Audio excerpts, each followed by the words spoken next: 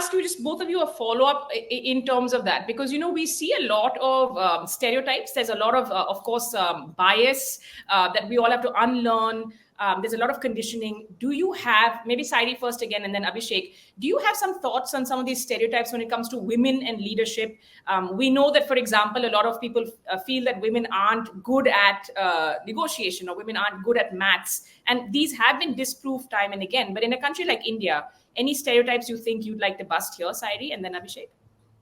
Absolutely. Look, I think a lot of our ideas of leadership, to be very honest, are very primitive. I think we're coming from the hunter slash industrial mindset where we thought everything's going to be scarce and everything's going to be, uh, a fight, literally a bloody fight.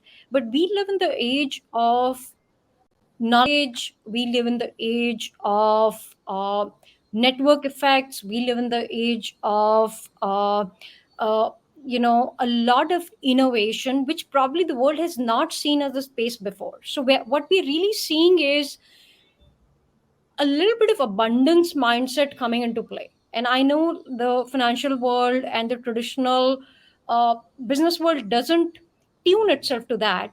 But I mean, look at trends around us. I mean, what is Chat GPT? It's really saying I'm going to do all the work for a lot of people, which means that we got to get off this mindset that everybody needs to be at their desk 10 hours a day doing the same thing, whereas you can do those things a lot more efficiently. I think empathy is really the value that a lot of uh, workplaces need to see. A lot of it's and some of the best performing companies are kind of displaying that. You look at Microsoft, you look at Patagonia. So we are also seeing a very divergent view of what leadership looks like play out in the world around us. So whether it's a local small business or whether it is a big tech company, and a lot of women had to fight through this hunter gatherer mindset at work.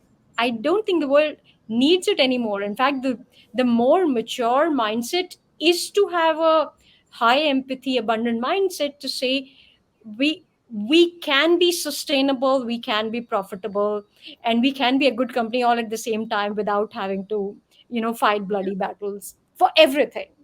Yeah, or to constantly reinvent or have that same fight over and over again. That's really Exactly. interesting. Abhishek, would you agree in terms of the need now for leadership styles to change? Of course, as an ally, we're asking you also to think about what are some of those stereotypes when it comes to women in leadership that you can bust, having these more than 20 years of experience in this space. And do you agree with Sairee in terms of this high empathy, abundance mindset being something that we could look at? Yes, and also going back to in terms of how leadership is perceived, or how you identify leaders in society, I think it's changed over the years. It changes every generation, right? I mean, for example, the latest being, say, when I started working, right, those you looked up to in terms of leadership usually were older, much older, right?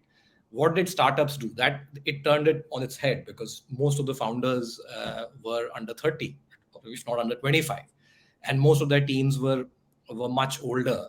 People in their teams were much older, right? So that initially it was tough for a lot of people to get used to dealing with younger people. And I obviously, when it comes to women, it's even more acute, that or was more acute in terms of accepting women leaders, younger women leaders. But I think it's changing.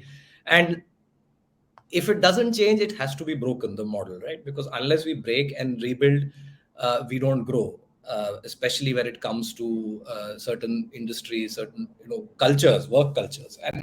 And as long as we keep doing that, I think there is acceptance. I have seen a lot of change. I have worked with at least in my career at least two female bosses, and they've all been very successful times in my career. And I I can speak for myself that yes, there are stereotypes, but as long as you make sure that you're taking care of all the other aspects, whether it was empathy, whether it was what Sairee mentioned about having this concept of abundance, I think the gender and age issues, I think they fall to the side eventually.